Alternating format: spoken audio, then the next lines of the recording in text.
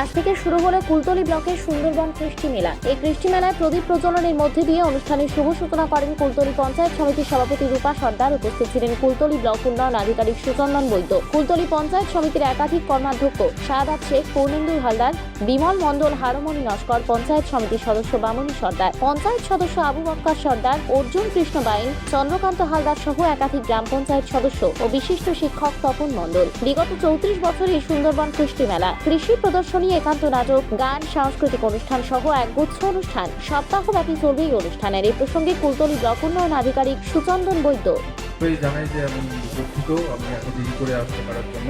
আমি আগে আসার ইচ্ছা ছিল, কিন্তু আমি কাজে ভীষণভাবে পেতে যাই। আমাকে বারবার আমন্ত্রণ জানাচ্ছিলেন, ওনারা বারবার ডাকছিলেন, কিন্তু আমি আসতে দেরি করে ফেলি। যাই হোক, আপনারা যে অনুষ্ঠানটা শুরু করতে পেরেছেন, উদ্বোধন করেছেন সাকসেসফুলি, খুব ভালো লাগছে দেখে। আমি প্রথমেই স্টার ক্লাবকে আমার ধন্যবাদ জানাই। সায়ন বোধহয় আমাকে বারবার ফোন করে উনিও ডাকছিলেন, আমি আসতে পারছিলাম না। আর আমাদের সভাপতি ম্যাডাম বলুন, বিধায়ক সাহেব বলুন, কর্মাধ্যক্ষ সাহেবগণ বলুন, আপনারা জানেন যে ওনারা এখানে কীভাবে আসেন এবং সমস্ত প্রোগ্রাম কীভাবে অর্গানাইজ করছেন। আমিও পাশেই আছি, কোনোরকম সুবিধা অসুবিধায় আমি আছি, আগেও আমি বলেছি।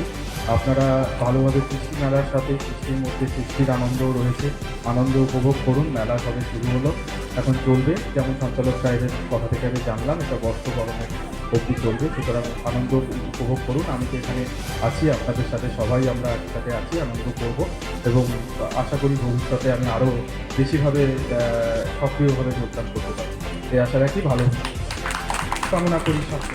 Thank you. ক্লাবের সকল সদস্য এবং সামনে যারা রয়েছেন আমার মঞ্চ আলো করে সবাইকে আমার সুন্দরবন প্রধানমন্ত্রীর পক্ষ থেকে শুভেচ্ছা, অভিনন্দন জ্ঞাপন করে আমি কয়েকটি কথা বলবো। আমার সত্যি খুব এই স্টার ক্লাব এবং কৃষ্টি মেলার আমি খুব গর্বিত। এখানে আমি প্রত্যেক বছর আমি নিমন্ত্রিত হয়ে আমন্ত্রিত গ্রহণ করে এখানে এই মঞ্চে আমি আছি। আমার সত্যি খুব ভালো লাগে। আমাদের কৃষি দপ্তর থেকে একটা কৃষি মেলা হতো, সেটাকে এখন আমরা সরকারি স্কিমটা করতে পারছি না, বা জেলা থেকে সেইভাবে আমাদের সেই স্কিমটা বন্ধ হয়ে গিয়েছে। এই কৃষি মেলার উদ্যোগে এখানে বিভিন্ন এরিয়া থেকে চাষি ভাইরা তাদের স্বপ্নের ফসল, তাদের যে বাগিচায় তারা তৈরি করে, এখানে তারা সেই স্বপ্নের ফসল নিয়ে আসে